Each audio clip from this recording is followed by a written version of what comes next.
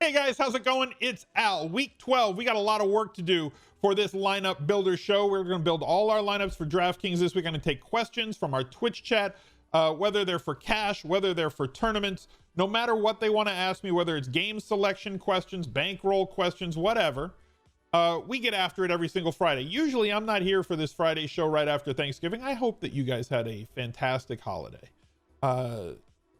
Enjoyed the turkey, enjoyed the food. Anybody who says the turkey is dry and terrible, y'all, why are you eating dry turkey? First of all, like that. Yeah, any bad food is bad. You know what's bad? Well done steak is really bad.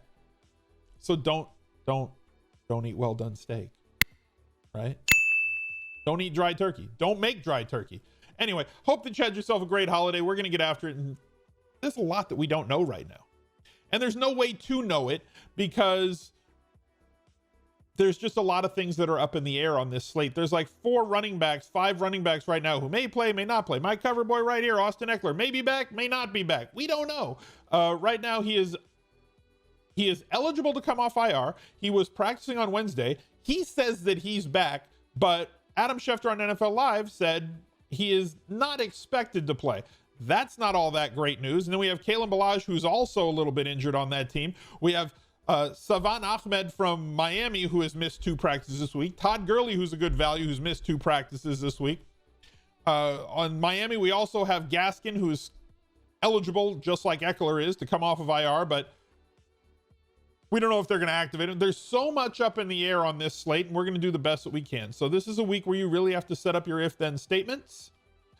And you have to get yourselves ready to pivot on Saturday. And obviously, because of the fact that on this 12-game slate, and it may end up being an 11-game slate with Baltimore and Pittsburgh, very possibly just getting X'd off of it completely. It was moved from Thursday to Sunday, and now we've got the COVID situation with Lamar Jackson and many other players on that team, that this game may just get wiped out and Baltimore has to forfeit. Again, so much up in the air that we just don't have all the answers, but we will know 90 minutes before lock when inactives come out on Sunday morning, and then we'll have the Anti-Tinkercast 45 minutes before kickoff, just like every week, where we'll know what we know and you can get more with 1v1 questions. So I appreciate you guys being here. Drop a like on the video, subscribe to the channel, ring the notifications bell, leave a reply. Anything that you click helps. I really appreciate all the support that you guys have shown to the channel so far this year. We've got a long way to go until we get to the Super Bowl single game showdown for that game. So we got a lot more football to play for this daily fantasy season. And if you choose, you can become a channel member. A lot of you have chosen to go that route, and I do appreciate it. And thank you guys. You get a nice little VIP badge. It's going to go next to your name that will upgrade the longer you're a subscriber to the channel, or the longer you're a channel member of the channel on YouTube. You get some great emotes, and the biggest value add, you can go over to our Discord channel. There's a link down below in the description. Click the link. It takes you to Discord. You can link your Discord to YouTube. And if you're a channel member, it will then turn your name from white to red, and you'll see all of the VIP rooms in there where there's basically people for you to talk about daily fantasy with pretty much all day long, whether it's going to be NFL season or when NBA gets here around Christmas time. That NBA subs channel is popping. So there's free channels as well. They just don't move as much. That's enough for the intro. It's like the longest intro ever. So I apologize, but let's bring in the chat. Oh yeah, also I see the merch in the chat. The merch down below, if you use promo code TURKEY until December 1st, there's a 10% off of all the merch in that Teespring merch store. So click on something if you want to purchase something. $2 from every item purchased gets donated to No Kid Hungry. So we're doing what we can to try and raise some money for the kids at any chance that we can this year. We've already raised a lot of money. I'm excited to unveil how much we've raised by the end of the year. So I think there's a realistic path to Danny Dimes to win a GPP. Yes. Bengals probably, yeah, like Daniel Jones was a good play all week long. And we've got some guys that we can stack him with. Cincinnati has been a defense that's been kind of the giving tree this year. I believe I talked about him in Top Stacks. Top Stacks seemed like it was so long ago, right? Top Stacks seems like it came out like a week and a half ago. It's up on the channel. If you wanted to go check it out, definitely go check it out. I put it out on Tuesday, or we recorded on Tuesday. It went live on Wednesday morning. So Daniel Jones this week at 5,500. With the rushing floor that he gives us and the possibility that he finds his way into an end zone and the matchup with Cincinnati in this game having a reasonable total, and the fact that you can stack him with Shepard or Slayton. I think that Slayton, with the amount of end zone targets that he's had, probably has the most upside of all the pass catchers on this team. Shepard has been the most consistent player on this team with 6 catches in each of the last 4 games. So consistent targets, good usage. If he happens to find his way into the end zone at 5,100, it's going to be an absolute smash play. But he is fine at his price right now, just on volume alone. Slayton has more end zone targets, more big splash ability, but has a lower floor on a week-to-week basis than Shepard. You could double stack him if you wanted to go to Evan Engram as well. Again, a guy with a reasonable ceiling at tight end, but also has a lower floor. There's just so much fluctuation between his targets from week to week. So yeah, I do think that Danny Jones is a good play. And the Cincinnati wide receivers and pass catchers and running backs, like Gio Bernard has been in concussion protocol. They think he's going to play with Mixon basically out. He's not expensive and they expect him to go. So we'll wait to see if he clears protocol. He has to do that before he can get there. Just there's so many questions. What about Wayne Gallman? I like Wayne Gallman too, but I'm not going to play him in my Giant stacks. I'm interested to see where tournament percentages go on running backs this weekend, because there's a lot that we just don't know right now. Like, that's running back is a minefield. It's a massive minefield right now. So like this is okay. Dalvin Cook, on no matter what projection model you look at, does not look like a good value this week, right?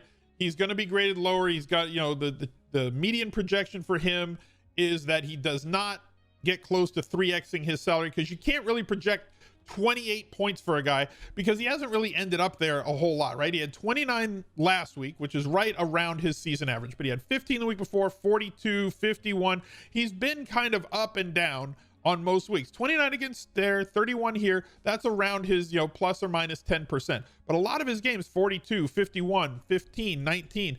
To me, on a slate like this where there's so much issues, there's so many issues at running back right now, right? Like, I'm okay if you're playing head-to-head games, that if you want to just mash Dalvin Cook in there and find the value at wide receiver, because there's a lot of value at wide receiver this week that's under 4K, that playing 2 sub 4K wide receivers might just be the way, especially in cash games, because you can accept the variance from that wide receiver while also locking in as many touches as possible. So like Kamara against Denver, Derrick Henry, we know how low his floor is. Even though he's got a really high ceiling, he also has like a 6-7 point floor. If he gets 20 rushes for 75 yards, that's 7.5 points. No involvement in the passing game. And if they don't get in on the ground against Indy, who's a very, very tough defense. Josh Jacobs, now there's a possibility that he's worse, right? Limited as a hip issue on Thursday, so we've got to monitor his injury status going into the weekend. Elaire against Tampa Bay, very tough defense. Mike Davis, nobody's jumping at playing him at 6,900. Nick Chubb, the same problem that Derrick Henry has, as much upside as any running back that's out there, but like the lack of targets in his game log, like he has 4 targets on the year, I think, and he's not going to get 65, 70. He's going to get 40 to 45% of the running back touches for Cleveland, and Kareem Hunt's going to get 35 to 40% of the running back touches. Hunt's down here at 5,600. Bernard's at 5,700. Gurley is another one who's now hurt, did not practice Wednesday or Thursday, so we have to monitor him, even though Las Vegas has been a team that's given up a ton of points to opposing running backs. Now, if he's out, obviously Brian Hill becomes a little bit more of a value look for this weekend slate, but are you really excited to play Brian Hill even at 4K? Do you think he's going to get the ball 20 times? Like, he doesn't need to get it 20 times to pay off at 4K, but like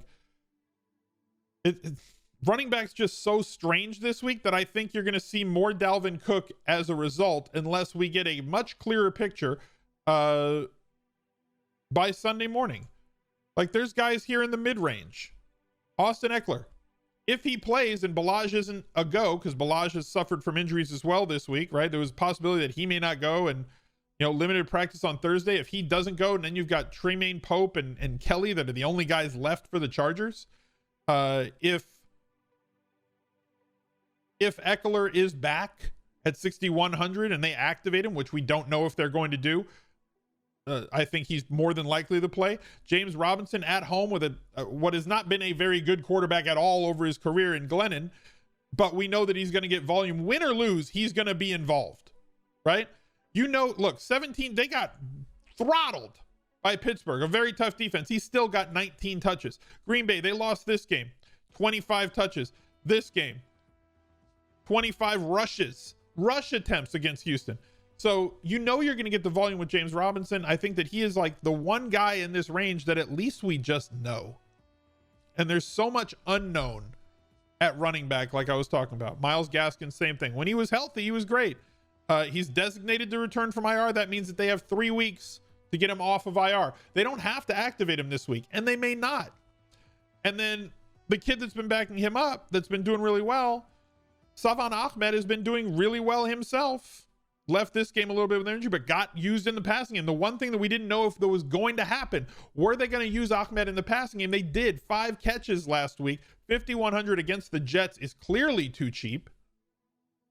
But we don't know if Gaskin's going to be activated. We don't know if Ahmed, who missed Wednesday and Thursday's practice, we don't know if he's actually even going to play. So there's just so much up in the air that we're going to have to wait and see on a lot of things. So like the one thing that we know is that Dalvin Cook is going to get the ball 25 to 30 times and is playing against Carolina. Like, he's a 5-box running back for what we talk about on this channel. He's going to get the ball. They're favored. They're at home. Carolina's a terrible defense. Going to get it 20 plus times. Definitely involved in the passing game. So like, it's fine to lock in those 25 points to 30 points and just let your opponents figure out where they're going to get there, because there's enough value at wide receiver to allow it. Isabella or Davis? Gabriel Davis or Corey? Gabriel. If John Brown's out, Gabriel Davis to me becomes probably the second best play, if not the best play, under 4K on DraftKings. So John Brown out gives me Gabriel Davis at 3K, and I think that MIMS is a slightly better play. However, I understand that there is caution. Like, I do need to caution you that Denzel Mims has a couple of things one thing that's definitely working against him. Another thing that may be working against him. So Denzel Mims is 3,500. Denzel Mims, the last 4 games, has seen 7 targets, 8 targets, 3 against Kansas City because I don't know why, and 7 against Buffalo. Darnold is expected to be back for this game, and John Brown is out as of now. Okay, last I saw that he was doubtful. I did not see that he was out yet. So Darnold being back for this game, Darnold historically, whether it was at USC or whether it's been his time with the Jets, always fires the ball at his slot receivers. That is just the way that Darnold plays. That doesn't mean he ignores his outside receivers, but he peppers, and he's got a good slot receiver as well in Jamison Crowder. So like, Crowder does have an expectation of 8+ targets every game that Darnold plays and finishes. But he's also like 2K more expensive. So if Denzel Mims, if you're expecting, 7 or 8+ targets from him, that might be a little bit dangerous. What if he gets you 5? Because of the return of Darnold here, and the fact that Miami has very good outside cornerbacks. I vastly underestimated this defense before the season. I thought that they would be improved and they would go from like one of the worst defenses ever to like the 20th best defense in the league. They have far surpassed that. They are not that bad, right? They're not the 20th best defense in the league. They're better than that. And specifically against outside wide receivers. So this is a tough matchup for Denzel Mims. However, Denzel Mims gets targeted way downfield, very high ADOT, good big splash ability, very big receiver, making him very solid inside the red zone and with end zone targets. And he's gotten a lot of run in terms of snaps and a lot of targets. He's like tied for 3rd in the league in terms of weighted opportunity. the Whopper stat that we talked about, Hermsmeyer's stat that we were talking about last week on the cage match. And the guys on the season that are that high are like Michael Thomas. He's tied with Thielen. It's like a cast of characters which are like all pro wide receivers. So Denzel Mims grades out very well, priced way too cheap, but the matchup is tough, and we do have the return of Darnold, who does prefer to throw the ball to the slot. So I get that, that I do have to say, oh yeah, he's just, well, you said that he'd be a smash, and like these other things happen. I'm telling you the other things. Gabriel Davis in a totally different situation here isn't getting the opportunity that Denzel Mims has gotten recently, but he's sliding into almost in every down roll. Him and McKenzie are going to split a little bit of time, but when Brown has been off the field, Davis has seen a massive uptick in both his snaps and his routes run. You can upgrade Beasley as well in that situation, as they're going to have to utilize him, as he is a more talented wide receiver than Gabriel Davis. But in fantasy football, opportunity is greater than talent, and the Chargers against Buffalo is one of the games that I expect to be more likely to shoot out. More likely possibilities that we get 60 plus real life points out of this game, as Buffalo's defense has not done a good job of stopping anybody. The Chargers offense has done a good job of tearing up everybody since Herbert's been the starter, and the Bills very capable with Josh Allen. So a lot of offensive fireworks could be coming from that game. So if you got a 3K option from that game that's going to run a ton of routes and play a ton of snaps, I get it. And I love the no way streamers. By the way, kudos to Headlock for coming up with another merch option. We're going to release on December the 1st. There's going to be the no way streamer stuff will be coming out then. No way streamer. We got some no way streamer shirts, sweatshirts coming out on the 1st of December. Would anyone start RG3 with Lamar out, assuming they play? Well, he's like 4K, right? It's a dangerous defense is the problem. So like in tournaments, I'm totally okay with it. Yeah, he's 4,100. I'm not against playing him in tournaments. I'm not for playing. It's the same reason that I was like, you know what? I'll play Hill last week on DraftKings. Like I came around to it by the time Friday got there. I was like, people said, well, can you play him? Yeah, you can. You can play him as a one-off. You don't need to stack him. Same thing with RG3. If you want to play RG3 at 4,100 and open up all the salary and just allow you to get guys, figure out what you need out of him, right? What type of production do you need from RG3 to be happy at 4,100? If he gets you 15 points, it's a ridiculous smash play, right? If he 4Xs that salary, gets you 15, 16 DraftKings points, you're cruising, assuming that the guys that you're able to pay up for that other people may not be willing to pay up for, or combinations that you can pay up for are going to be things that other people won't pay up for, then fine. I think that you can get there with Derek Carr, who has more of a chance of a 25 to 30 point game. But like the amount of savings that you get going all the way down to 4,100. Take on James Conner at 30% ownership. I don't think he's going to be that much, is he? I don't think he's projecting that high. I would assume he'd be 10 to 15. Maybe I'm wrong. I haven't looked at anybody's projections of where people say. I can't see him being 30. Not on this slate. Would I go Chubb or Hunt this weekend in GPP? Both are fine.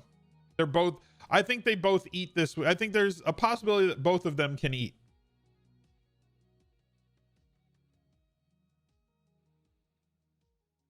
What was the craziest percentage I saw yesterday? I didn't hate Duke at 40. I thought he would be more like 65. It was more like, okay, everybody's in on the receivers. Like Cooks was like 70% and Fuller was 75%, but Duke was 40. Like it's a 2-game slate. How is Duke 40%? That made no sense to me. And when all the running backs were leaving the slate, there were no running backs left. I had like 70% Duke. I was shocked that he was only 40. And I guess it's people saying, I can't use a running back with a quarterback. But like on a 2-game slate, those rules go out the window. Well, I can't have 2 or 3 guys on one team and then play the defense against them. You sure can. It's a 2-game slate. The Rams receivers are definitely too cheap. Like that's it's not egregious, you know, but like taking a look, there's a couple of receivers in that price range that I think are just off, right? Cooper Kupp has 40 targets in the last 3 games. I don't know if you know this, but 40 is a lot of targets, especially when it happens over a 3-game stretch. They played on Monday night. Not only did he have 40 targets the last 3 games, and because this game was played on Monday night and he had a really big game on Monday night, they had to price him before that game came out. His price has gone down after getting 40 targets in 3 weeks.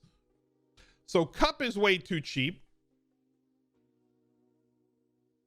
Justin Jefferson has been outstanding this year, albeit a lot of it coming on big splash plays as Thielen has been the superstar. But Thielen right now is on the COVID list. We don't know if it was a false positive. We don't know if he's going to be cleared for this weekend. In the case that Adam Thielen does not play, Justin Jefferson all of a sudden now moves into a spot where he should get 25 to 30% of the target market share in Minnesota at 6,300. He's too cheap. If we come down to here, Deontay Johnson, you guys remember when Keenan Allen was like 61 and 6,200 for a little while? That was great, wasn't it?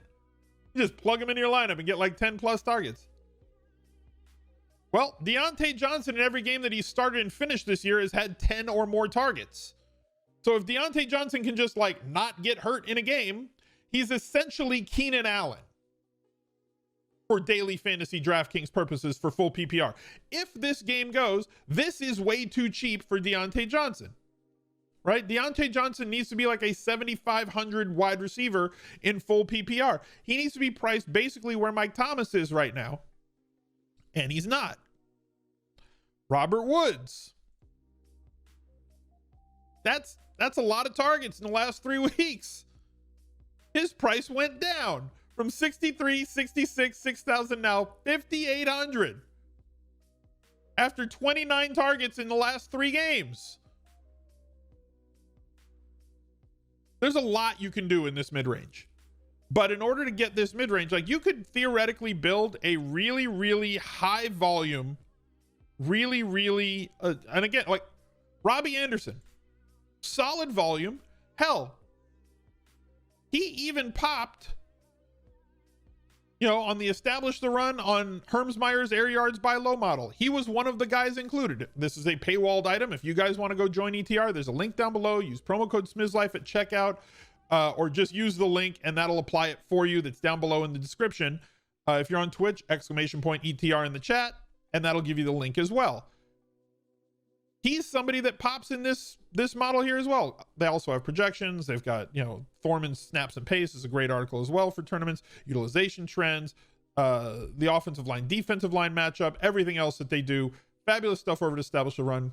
If you want to go check them out and help out the channels that support our channel, or help out the sites that support our channel, I'd greatly appreciate it. Links down below if you wanted to go check that out. But like Robbie Anderson's another one in that range. Like if we wanted to go you could build a totally mid-priced lineup, right? Cooper Kupp, let's assume that Thielen's out, and we put Jefferson and we put Deontay.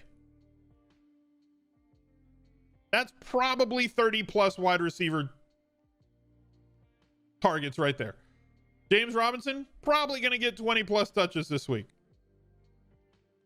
Right? If Eckler plays, great. Probably going to get 5-6 targets to Eckler and probably 10 to 15 carries. You can do some real sick things. Yeah, Antonio Brown was the other one. Love Antonio Brown this week. You don't have to pay up this week. You can stay right here in the middle. Antonio Brown has gotten sick usage. 5,700 we'd be happy with like 15 to 18 points out of him. The last 2 weeks he's sat at 13.5, has not scored a touchdown yet. Now they're in a game where this could turn into a massive shootout. Another game on this slate that I think that we need to consider stacking in multiple ways.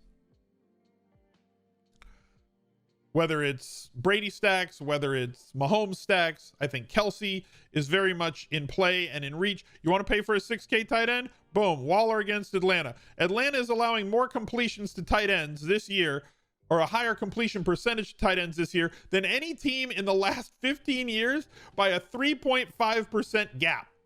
They've allowed like 83.5% completion percentage when teams target their tight end, and the highest rate ever in the last 15 years is like 80.1%. It's sick. This is an absurd lineup. If you were to throw something like this in as a core and then just figure your way to it, right? You got a 3K defense, fine. You could stay in the mid-range and literally do all the things this week. Guarantee you everything spiked right there, right? If we go through this on like Monday or Tuesday and look at how like the viewership was, guarantee you it spiked right at that point. Chuck, thank you for the 4 months. I left alerts on for the YouTube recording because I changed all the sounds now. Double tight end in play this week. Yeah, I kind of think it is, but limited. I'm not going to allow every tight end to appear in flex, but I think allowing Waller and Kelsey to appear in flex is fine. I'm here for the spike. Appreciate that. You're low-key excited for this weekend? The weekends, look, here's the thing. If you're a tuned-in player of daily fantasy, you want as many questions as possible, right? You either want every question or you want no questions. And right now it feels like we have every question. When you have no questions, it also helps if you're a tournament player, right? It makes it so that cash is a massive overlap 1v1, 2v2 fest. But like tournaments where weeks where you know like this guy's going to be 50%, this guy's going to be 40%, these two guys are going to be 30%, it makes it very easy to leverage the field. We talked about that earlier in the year where it's like, okay, like James Conner was going to be 5%. So having 20% allows you to leverage the field. Or Nick Chubb in a ridiculous matchup when they were both 5-box running backs. You could have 25% of that guy and put yourself in a position where the field's only got 5% or sub 10%, where you've got double, triple, 4 times, 5 times the amount that the field has in your allocations. And you should definitely be doing that in these mini-max tournaments. For those of you who've never tried mass multi-entry before, NFL season is the time to try it, and then NBA coming right around the corner is the time to really refine it. Obviously a different sport, and you have to do things differently. It's way different in the way that you build lineups from NFL, but these mini-max tournaments in NFL are massive. You're talking about $7,000 to $15,000 for first place for a $75 entry fee overall.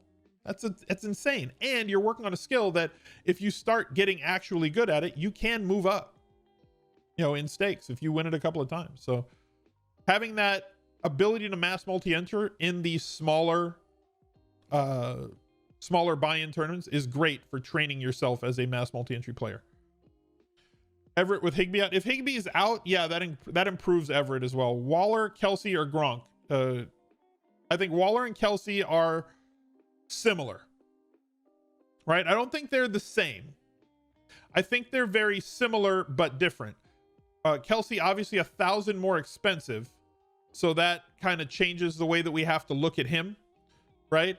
But he's just been an absolute monster for the last 3 years, and more specifically the last 3 weeks, with 34 targets the last 3 weeks, getting into the end zone 2 times, 27.9 to 29.8 DraftKings points each of the last 3 games. Tampa Bay, very tough against the run. They're going to have to throw to be effective. Luckily, they have a pretty good quarterback on this team.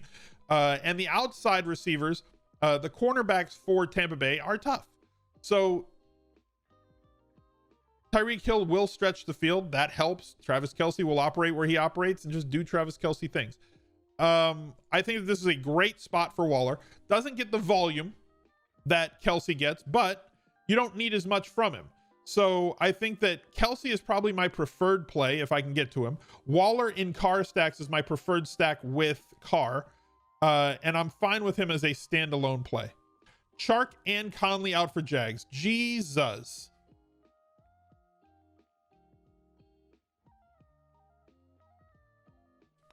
Glennon's going to get smashed. I mean, Glennon's not great. I'm not trying to like be mean to a giraffe or anything, but like you basically got Keelan Cole now stepping into a high volume pass roll. You might be able to boost Eifert a little bit, who's extremely cheap. And then I assume that means Laviska's back, right? Because he was on the verge of being back. Laviska was a limited practice participant during Wednesday's practice, but we don't have any Thursday or Friday news for him yet. Obviously, Keelan Cole is fine. The problem is there's not much touchdown upside for the wide receivers there because Glennon has not really thrown for 2 touchdowns ever. Mike Clay really dug into all that on the CSS DFS podcast with me and Daniel Dopp.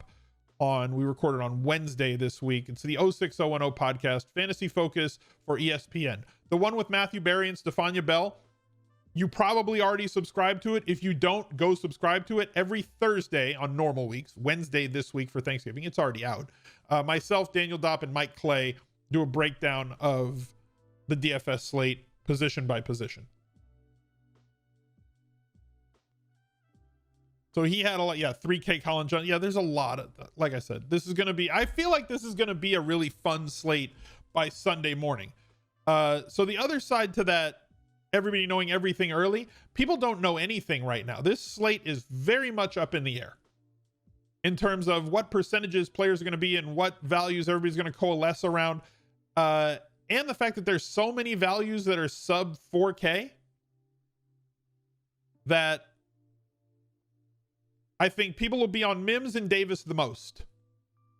Very clear, I think that MIMS and Davis are going to be the highest played of those sub 4K guys. But like KJ Hamler, yeah, there's risk involved in KJ Hamler, but he's getting a good amount of targets. There's a lot of cheap plays. UNC says he loves Crowder. Talked about like 4 or 5 of those 6K guys in that range already. Robbie Anderson's another one of those. Beasley at 5,500 I think is more in play than people are going to willing to let on. Jerry Jeudy at 5,100 has seen so many air yards and so many targets on top of that.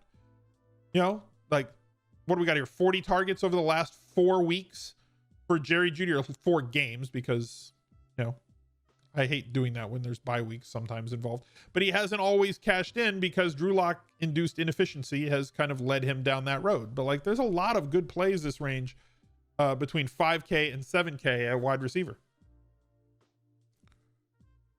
No love for Andy Isabella and Fitz out. I mean, it's not no love for Andy Isabella. Andy Isabella's fine. There's a lot of guys down at that price range. I know they're saying that Kyler should be okay, but like, it's dangerous when you've got a quarterback with a shoulder issue.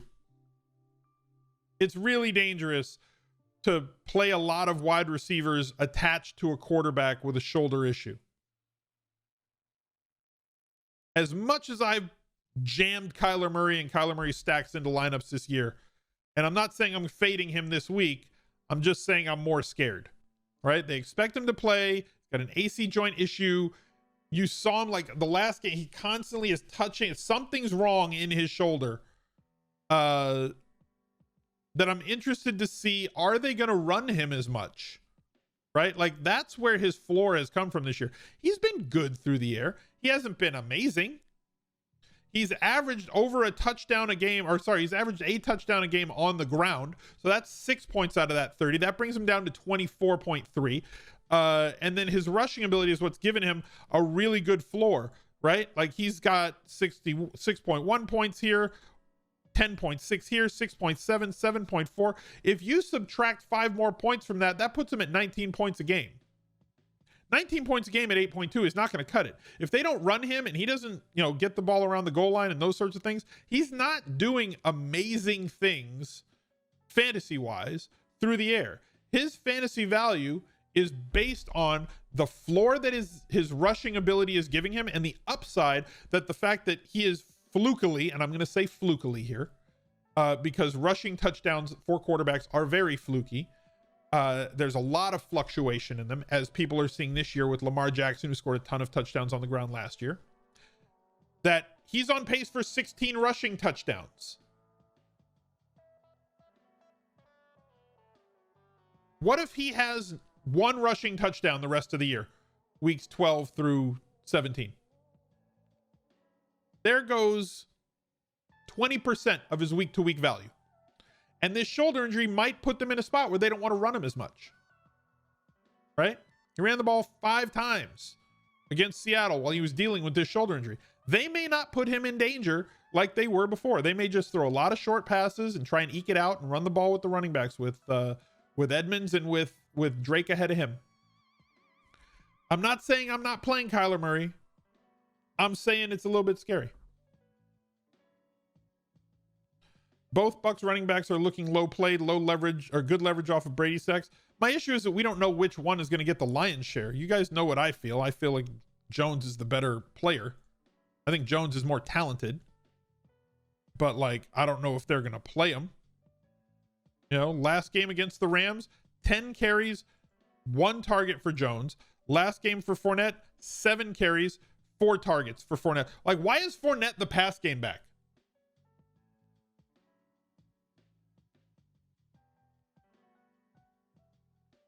Can we review defenses? I mean, I'd rather wait until Sunday.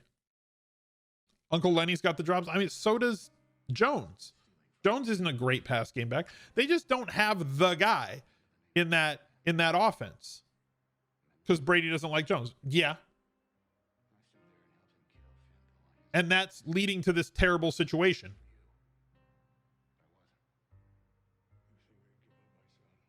You'd rather play New England running backs with Arizona losing their star defensive tackle a couple of weeks back, and they've lost Rex. So I wonder who moves into that Rex role. Are they just going to play White more snaps? Are they going to move Harris into that Rex role now and move Michelle into that early down, the LeGarrette Blount role? Fading Casey running backs versus Tampa Bay. I don't know if fading is the right word. I would probably use them in bring back stacks. Because Kelsey's going to catch a high percent, and I think that Hill's not going to be low either. Like, I can't see Hill being less than 15 in tournaments.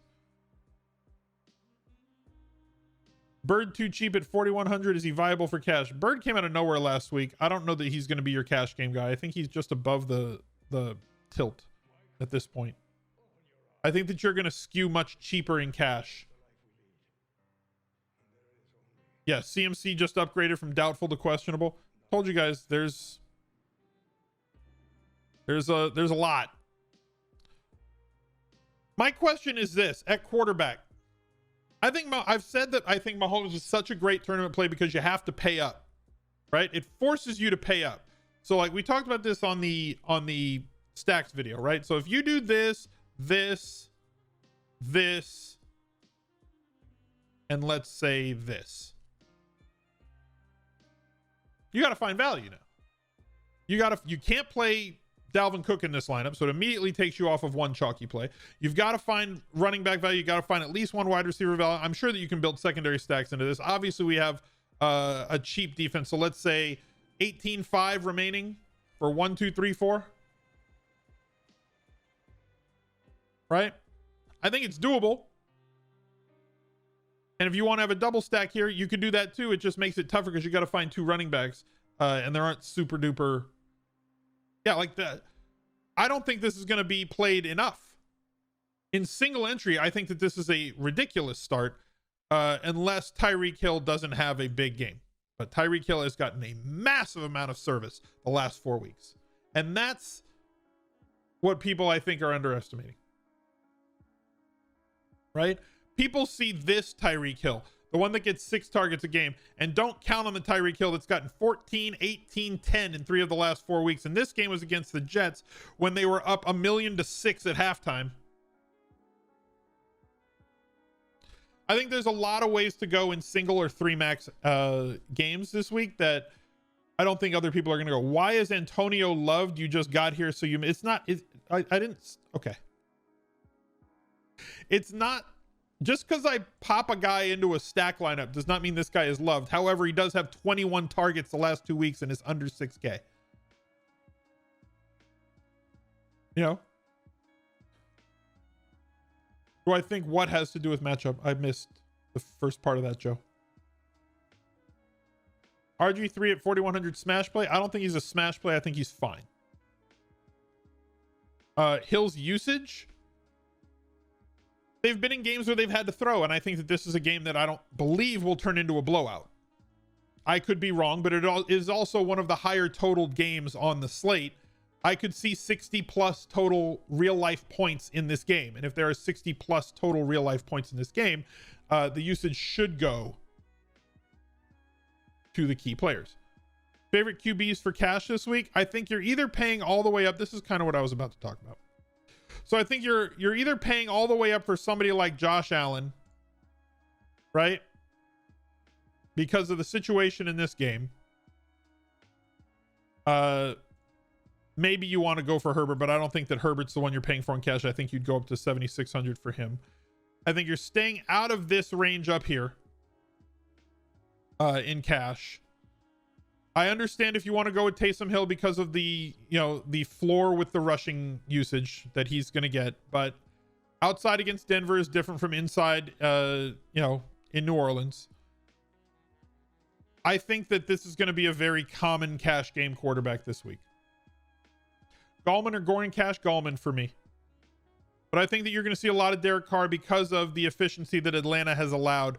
If he throws for 275 and 2 touchdowns, he gets you like 3.5x. Like, it's not that hard. The paths for him to pay off that salary are not out of the realm. I think that you're going to see the same sort of thing with Daniel Jones because he gives you card type efficiency against the defense in a pace up game, or at least we assume it's going to be a pace up game. Cincinnati could change the way that they do things drastically with the changing quarterback from Burrow.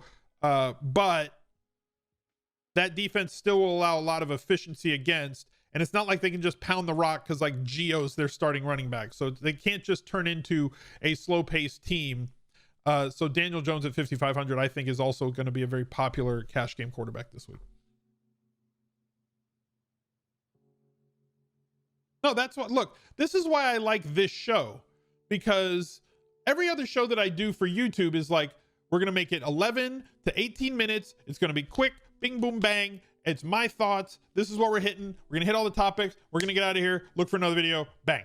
This video is more, let's really get into the long form, and I can get into explaining my thought process, or the questions that chat has, we can really dig into things. So like the more active chat is, the better this show becomes.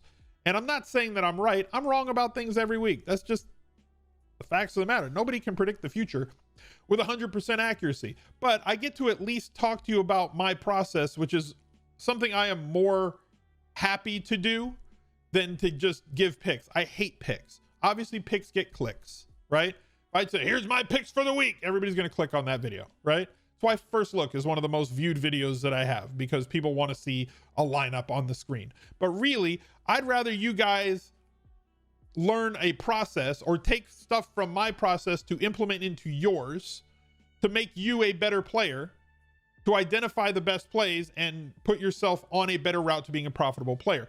If you're just looking for a copy pasta lineup, this ain't the channel. Y'all go find somebody else. This ain't the one.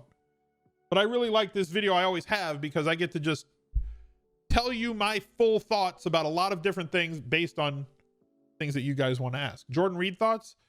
He's getting a good amount of volume, right? Like, it's the Will Fuller problem, right? And I hate it. And I don't fall victim to the Will Fuller problem. I just don't want to deal with the Will Fuller people on the weekend. When he plays a good amount of snaps, and he was not playing a good amount of snaps earlier in the year, right? But he was playing a good amount of snaps against New Orleans. He did get 6 targets. and he's 3,600. But like, he's cheap enough on the volume that he's getting, and the Rams have struggled against guys that line up in the slot. The Rams have struggled. They're really tough against outside wide receivers, but like, they allow you to complete easy short passes to guys like Jordan Reed. The problem is, if Jordan Reed leaves this game with an injury, all the no way streamer guys are coming. They're all coming. Right? They're all coming. No way streamer. You said play Jordan Reed. Nope. I knew Jordan Reed was going to get injured. Those are my favorite ones. Right? You donkeys played Jordan Reed. Don't you know he always gets injured? Those people that are waiting for the Will Fuller injury, they're still waiting this year, aren't they? You can't play Will Fuller in games. You can't trust Will Fuller, right? Haven't I told you guys, lose that word from your DFS vocabulary? Can you trust Will Fuller? I've been trusting him all year long. Will Fuller's been crushing. What about Cam for a GPP? Always Cam in a GPP. 100% Fuller yesterday. I think I had 80% Fuller yesterday. And like, if Will Fuller gets hurt, watch Will Fuller like leave a game with an injury at some point, because it's football and guys leave a game with an injury. As soon as he leaves a game with an injury, Twitter's gonna light up. I told you, streamer. See, he got injured. So like, yeah, Jordan Reed could get injured, but at the price point that he's at, there's the risk is kind of mitigated. It's not Jordan Reed at like 5,500. Jordan Reed's 3,600.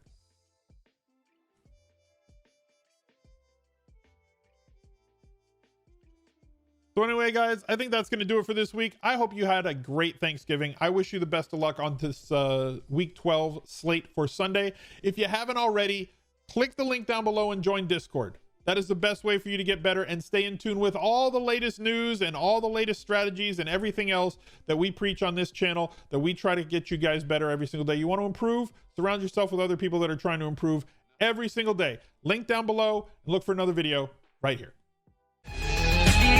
He's a legend.